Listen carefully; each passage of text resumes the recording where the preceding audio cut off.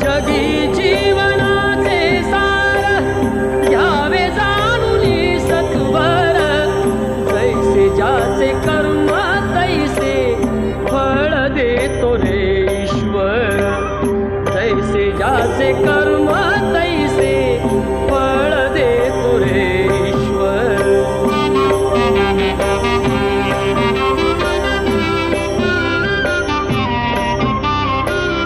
क्षणिक सुखासाठी अपुरी